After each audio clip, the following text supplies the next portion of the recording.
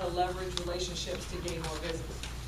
And I have to first start off by saying I think that all of us realize that we already have a leg up, at least I believe this, because of Brevard County.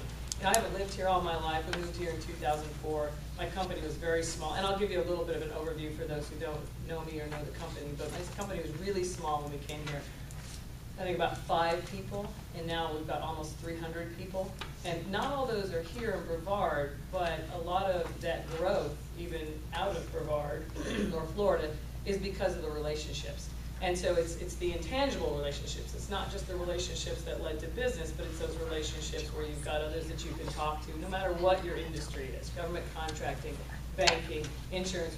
It doesn't matter what it is. You know, we all are putting, leaving our little piece of ourselves behind, every day and putting it out on the line together. So I think that's the big thing, is starting off thinking about, what a great community we have here, and that's led to, I'm sure, a lot of our successes and will lead to even more successes. So when given the topic, I also was given kind of some ideas on what are some of those questions that are out there that people are thinking when you talk about, how do we leverage these relationships. So I'll start by giving you a little bit, and hope I can do this quickly, a little bit of a background on my company and how relationships really helped. And so like I said, first of all, we're Craig Technologies, an engineering and technical services firm. I started my company as a one-woman show out of my kitchen in Virginia Beach, Virginia, back in, I guess it was about 1999. And when I started, it was just doing consulting on my own. So I know there's a lot of consultants here. That's how I really started. I did that because I had been in the Navy, had an injury, gotten out, was following my husband around, and job after job, not really doing what I wanted to do was not quite as fulfilling as I would like it to be. And so I had somebody just recommend that I incorporate, just in case, and have that on the side, come up with a name, and that way, should the opportunity present itself, I could take advantage. I think that's the big thing for all of us. The opportunity, should the opportunity present itself, we want to take advantage of it.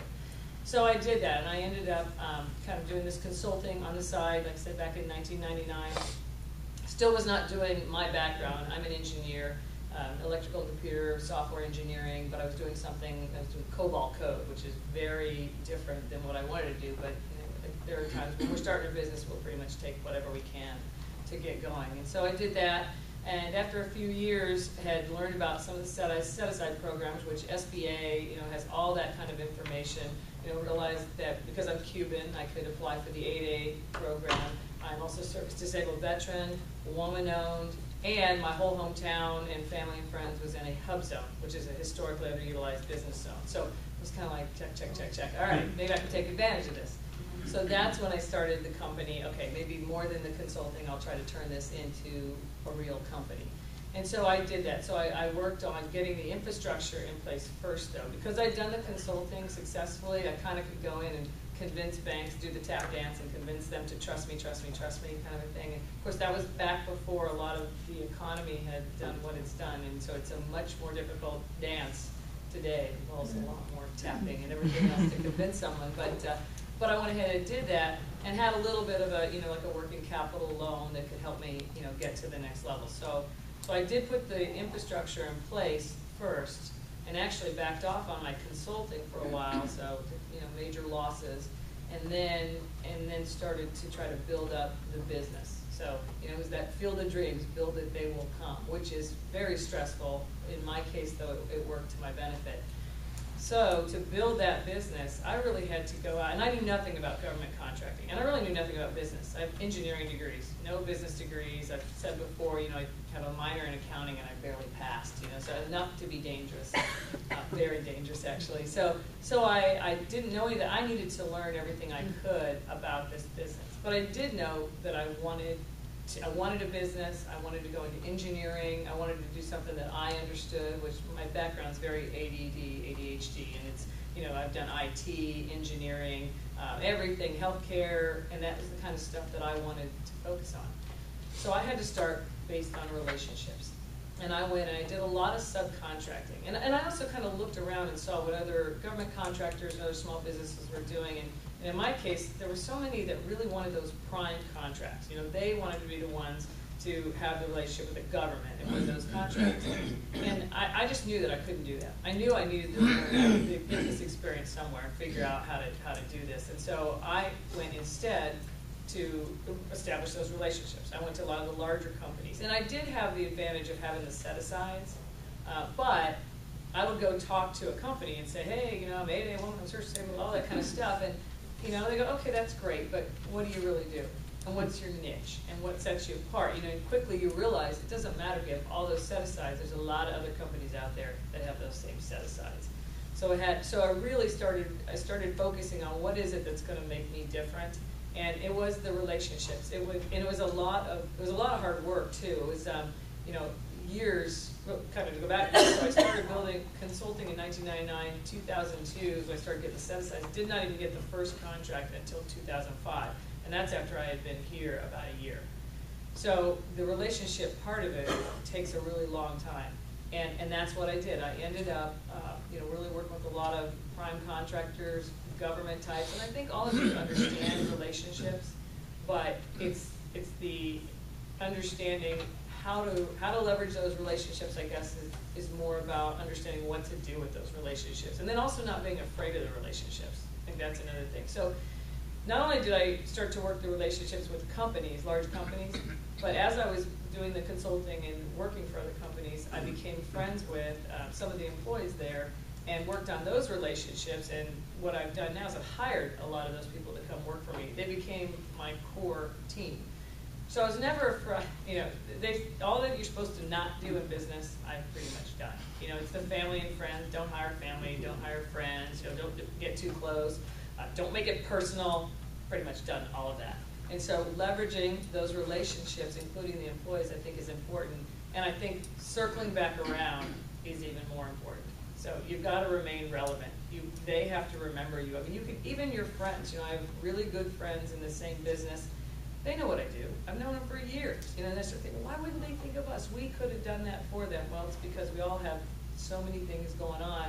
We've got to be reminded, which is why this group like this is great. Because even I'm sitting there, I have insurance, I have, you know, clean, all this other stuff, but you know what, I'm always thinking the next growth level, and by you guys standing up, and you know, I'll give me your business cards again, because I know there were so many thinking, oh yeah, I could use that, or that would be valuable. So you're already on that step, but the important part is keeping relevant and making sure you're coming back and circling back around. And so organizations like this, the boards, you know, talk about the, you know, being on a number of boards. I finally counted up the number of boards I'm on. It makes me sick, but it's a good thing. But, you know, it makes you kind of panic. I'm on 26 boards, but they're of varying levels. You know, some are chair. There's only a couple I will chair at one time, but some are quarterly meetings. Some you get more value, like United Way. You know, if you can eventually be on a United Way board. I don't even know how they select these, but that's a good one because there's a lot of, you know, community events, and you all know this, and you definitely know that you can be a part of that maybe doesn't always take up that much time. Educational boards, you know, being able to get involved with FIT or UCF, you know, taking advantage of those. They cost money, and that's the hard part too, is how do you decide, you know, what's the value, which one's worth more than the other, and I think starting with chambers is an excellent way to begin, you know, even from a financial perspective, and then as you kind of grow from there, you're able to evaluate, you know, what's going to be the best. But again, I think it's really understanding how important that community involvement is. I have a guy, and I apologize if I offend anybody on this. I have a guy that came to work for me, and he's probably in his early 60s. He calls himself my old white guy. And he calls himself that, is my OWG. And my OWG used to work for Booz Allen Hamilton, so one of the really large companies. And then he came to work for me, and he was really into the large company mentality and how they treated people, and he came to work for me. He has had the hardest time with me being on boards and being involved in the community because it's taking, you know, me away from the business and what I could be doing. But I think all of us have, I mean, there's two reasons I do it. One, because I love this community, and I've been really blessed, and it's my duty to give back, and I enjoy that. And I have a son with a rare genetic disability, so, you know, I understand challenges and sacrifices that people make, like March of Dimes, and I want to give back. So that's the one. But the other is the relationships, because you don't realize, you know, who's who and who knows who and how everything connects. So I think I would not recommend 26 boards, but I certainly would recommend more And you'll know how to balance it. You know, one of the things that I've struggled with is being on certain boards and showing up for meetings, and we've tried to work through saying, you know, hey, can I call in? Or I want to be a part of your organization, but I'm not going to be able to make these meetings every single month. Instead, can I support in another way? So there's ways that you can still be involved, and it isn't necessarily that, you know, you have to be at every meeting. I do think it's important for the organizations that everybody contribute. And if you have that attitude by resume builder, and I think a lot of people have heard that term before, I'm on a board and it's a resume builder. You know, none of us want to be known for that. None of us on the boards want that. So, I mean, you have to kind of balance, but in this community, I think every little bit helps. And I really believe that that's very important. And I think it was, I can give credit to Junior Achievement, and Tamber Clark was the one who sought me out, and I think it's maybe been 3 years ago. Carrie, has it been 3 years? 4, I think. Feels like long. Oh, that's been long. Okay, 4 years ago. So I didn't even, you know, make the push. She sought me out. She's the one that said, "Would you like to be on this board?" And I got involved, and then it just kind of snowballed from there. There's also, you know, Lee Brevard. Is everyone familiar with Lee Brevard? Yes. You graduated. See, so I mean, would you? Next Thursday. When was that graduation? So Dean Rosenquist is my chief operating officer. Yeah, I did. Yeah, exactly. And he has met more people and got more involved. And I didn't have the advantage of that, but my husband did. And I think so. And I don't. Again, that's a cost. And I'm talking to small business owners who this comes out of our pocket. This isn't another company that's paying for it. But I think the networking side of that, the leadership is good. For the networking side, The relationships. yes. And what you think about it. Yep, absolutely. So you know, there's one piece of advice, and I didn't even go through it. But if there was a way to do that, the people that you meet, and then who they know and how they connect. I think time is absolutely the biggest issue. Probably, I mean, all of us have a sense of urgency. And I'm 300 people still, but I'm still fighting with the banks. You know, I'm still stressing about what's going to happen tomorrow. We've opened up a couple other side businesses and different divisions, and so, you know, I'm back to the days of hemorrhaging cash and like, oh my gosh, waking up in the middle of the night, like, how am I going to get more business for this particular division? So, you know, time is one of our biggest issues. But I think if you have the patience, which I know all of us do, we know we have to do. It's got to make it, or there's no other option. I think investing the time in those community events is important. Another thing, the family side of it, the relationships with family, friends. You know, I don't think we should ever shy away from even selling that, or even saying, or taking advantage of friends' relationships. You know, I've been very cautious. I became friends with some people in Harris, and I've been very cautious about going to Harris and, you know, looking for business, because I don't want to let any of my friends down. You know, I don't want to let, you know, anyone to, you know, make mistakes and then it look poorly. But I think that's a good thing. I think that's probably what makes most of us succeed. So I don't think we should be afraid to, you know, to walk up and just, I'll give you an example. One of our best friends is actually our wealth management person. I mean, if that isn't the biggest stress he could have, is, you know, he could, you know, end up bankrupting us, but, you know, but it makes him work that much harder for my family personally. And I think that's important. I also think that's important within the business. You know, I share just about anything in the business. Carrie can say, you know, I'm not, you know, I don't hold back a whole lot, and maybe that's kind of, you know, exposing yourself a little. But I think that, I hope that breeds loyalty, and I think that's what we need, you know, in our everyday business relationships, is that loyalty. So that's kind of my quick 10-minute on, you know, what I think about leveraging the relationships. I'm probably telling you guys something you already know, and, you know, how's that going to help me? You're thinking, how's that going to help me get business? But anybody have any questions or comments for me? I do. Yes, ma'am. Yes. First of all, thank you for being here. And this is exactly what we're looking for, and what you're talking about is the relationships. And you being a healthy business in the community, and a woman-owned, obviously, is something that, you know, is sought out by everyone. And as all of us business owners are working for, obviously, corporations that are seeking, you know, to be part of your business, what entices you? I know, I cannot imagine how many banks are knocking on your doors. And I can't imagine how many no's, or I'm busy, or, you know what, talk to Carrie, that kind of thing. What entices you about a business? What do you look for when we come knocking on your door? That question was on. And it's kind of like, what do I look for in a strategic partnership? I could say it's what you offer me. I could say it's the tools. I could say it's complementary industry or something like that. But really, it's the individuals. It's my intuition. I sit down and I trust people, and if I really feel that the person I'm speaking with is somebody that I can trust, that goes a long way, probably further than what they offer me, or even from a bank. Are their fees less, or what's their cash management type of offering or programs?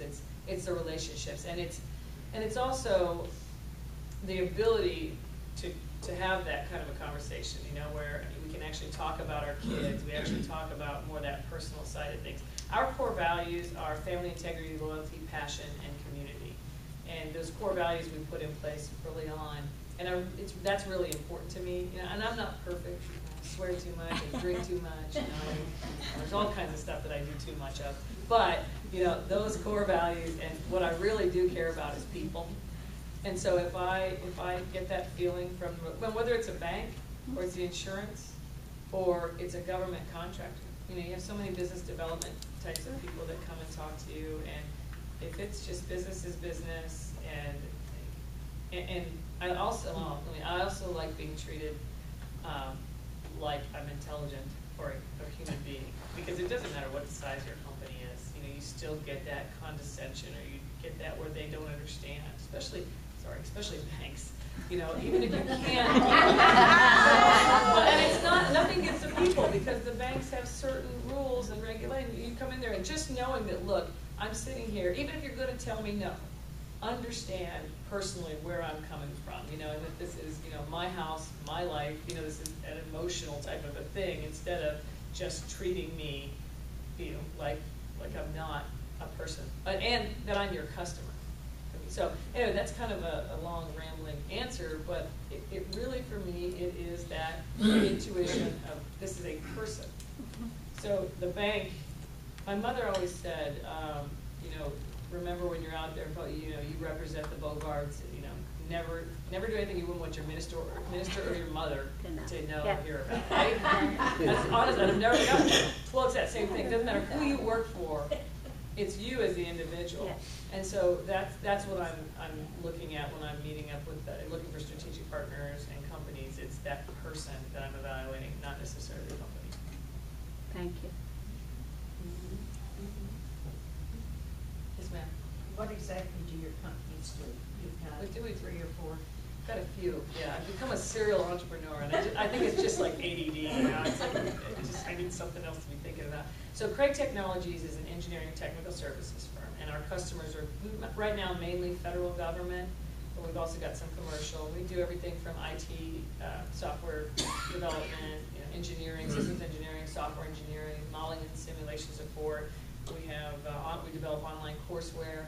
We're involved at actually 7 different NASA centers.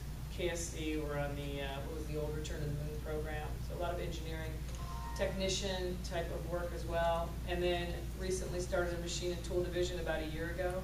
And I started it just to be a complementary offering to our engineering. So we're going to develop prototypes. And it was supposed to be very small. I bought the assets from an engineering firm, a machine and tool firm over in Orlando. And unfortunately, I have a disease that won't let me say no, pretty much. And so that's what happened, is that we started growing this thing, and the guys that worked with me said, if we got this machine, we could get more business. If we did this, we'd get more business. So pretty soon we started, growing this thing, putting the infrastructure in place, and now we've got a machine and tool that's 13,000 square feet and services a variety of commercial customers, and we're looking to expand that hopefully in the next couple of months.